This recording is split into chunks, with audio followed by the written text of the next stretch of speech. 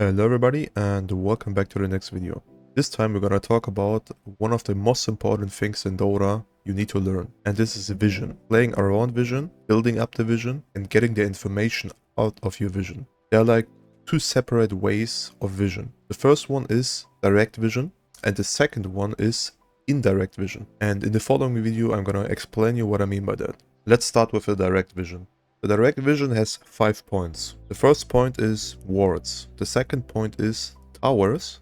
The third point is heroes. The fourth point is spells. And the fifth point is the fog of war. Let's start with the wards. Obviously, you place a ward and you're gonna get a lot of vision. But your intention with a ward is to not get dewarded. It basically means it's direct vision for yourself and you just want to place it and keep it there if possible. In a fight or not in a fight. You just want to keep your ward, you want to protect it, and you pray for it doesn't get rewarded. That basically means it's just sitting there, giving you information that you need against your enemies and for yourself as a team. And that's what you need to play for. The second point is towers. Towers are just like the biggest objective in Dota. Like whoever thinks about objectives, mostly thinks about towers first. And yes, there are objectives and they give vision, but they're not like the greatest vision of all time. They're just sitting there, they give you some basic information, like nobody's gonna run into a tower, but still they're gonna give you direct vision and they're always there until they get killed. That basically means you can play around this vision every single time.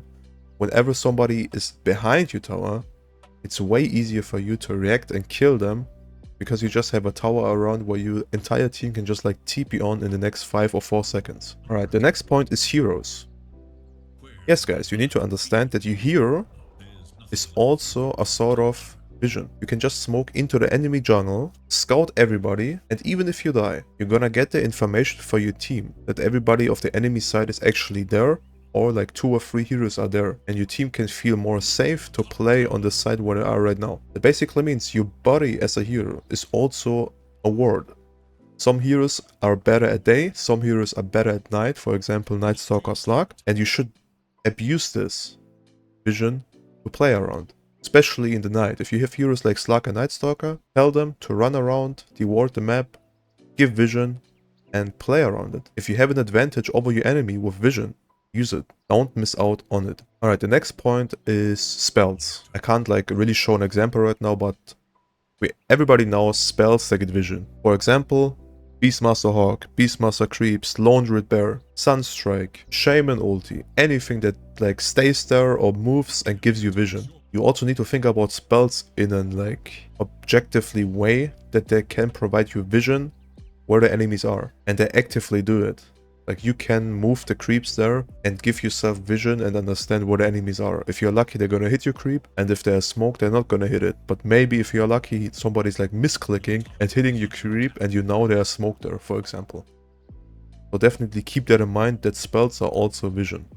Not all the spells, but a lot of spells. And the last point in the direct vision is the fog of war. Like everybody knows that played this game, knows these situations where you just click randomly on the map, especially like on Rush. Yeah, and you see spells, or you see something moving around. I don't know if this is a feature or if this is still a bug in Dota, but sometimes you can see some certain spells in the fog of war. For example, your enemy is rushing, you just click on the rush pit like I did right now, and you're just gonna see the spells that they're using on the rush.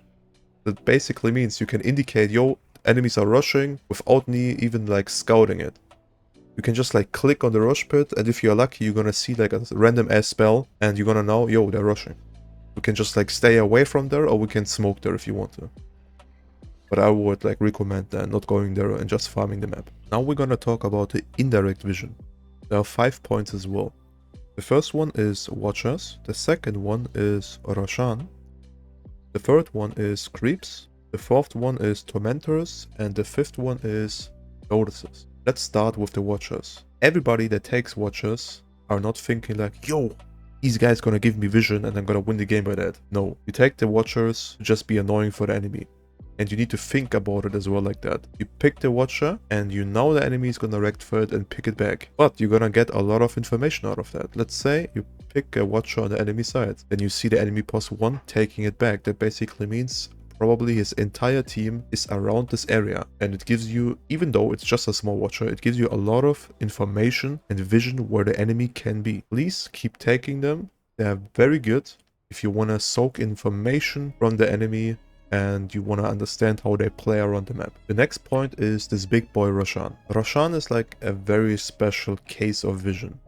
Whenever the enemy is like taking the rush and you hear the sound, the enemy has taken rush, your first thought is like, yo, they're gonna run at me. Yes, they probably will, but if they are good, they're gonna like back up a little bit, get their resources, and then like start fighting. Sometimes there are situations where they like instantly run at you, but you can indicate that. Like whenever people take the rush, they're like 90% running down on this lane or like this lane, or they're gonna like start using this portal and going to the other side of the map. And you can easily prepare for that. Like you're gonna get a lot of information out of the rush. Even though you think they are stronger, especially with the ages, if you get an advantage, like let's say they're gonna 5-man portal bottom, you can just camp there with your spells and kill them one by one. So this is like the most common place. People take rush, either they're gonna run down one lane on the side of the Roshan, or they're gonna use the portal and try to run at you on the other side of the map. That's like the two basic plays people do.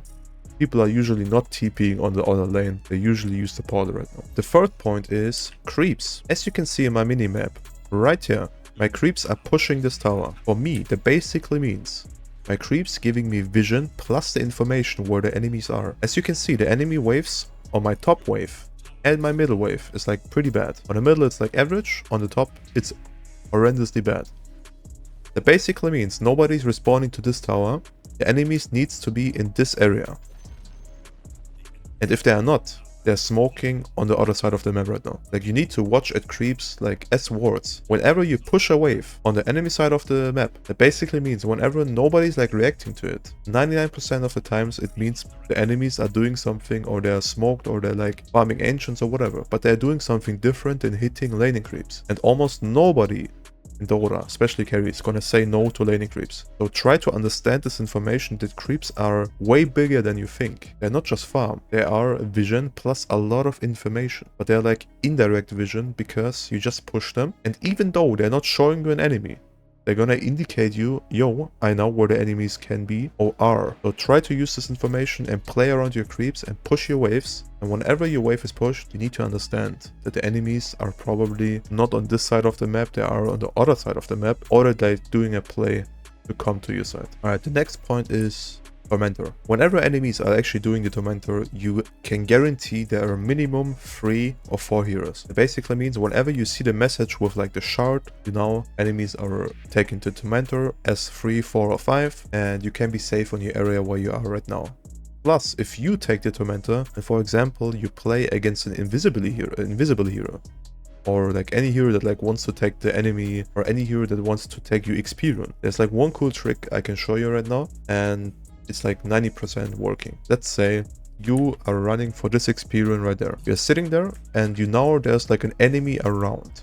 And let's say for example, like he's hiding in the trees until it's like 5 seconds before the XP rune, then he wants to come out. You can just do a cool trick. You can just hit the Tormentor once, and if you see he's proccing over there or over there, that basically means the enemy is there, sitting and waiting. So you can use that also as information and like vision indirectly to like understand where the enemies are. And the last point is lotuses. You can see the lotuses every single time. Like you see it permanently. So if you look at it and you see somebody's like soaking the lotuses out, you already know there's an enemy sitting around there. It indicates, yo, I'm pretty sure he's not alone. Like it's very rare cases that the enemy is like doing this alone, completely alone. If they're splitting, sure. But if you're like, let's say you are 5-manning bottom around rush and they are 5-manning top, and you see somebody's taking the lotuses, that basically means they're playing around this area and they're probably gonna use the gate soon and come bottom or do something else. So you should definitely like look out for these lotuses a lot and see if people pick them. Like you can just use it as an advantage to like understand when somebody is there, and you see like, you see the enemies, for example, you're fighting bottom and you see somebody taking lotuses top. That basically means if you have 5 bottom, the enemies are only 4 and you can start fighting. Tell your team, yo, yo, yo, go, go, go, go, for example. And it's like working out every time. So yeah, use your vision in every situation. Like, don't miss out on vision and the information you will get out of it. Every single pro team that is like on top tier right now is abusing vision insanely good, and the information they're getting out of the vision is way more for them than for you. That is like the biggest reason why they're like that good. They understand the vision perfectly and they are using the information they get and they're instantly doing something with it. And that's how all the top tier teams actually play. They're analyzing the vision they get and they use it straightforward. So yeah, as I said before, use your vision you have. Don't miss out on any advantage you can get in new pubs and in new games. And thanks for watching, guys. Bye bye. Peace.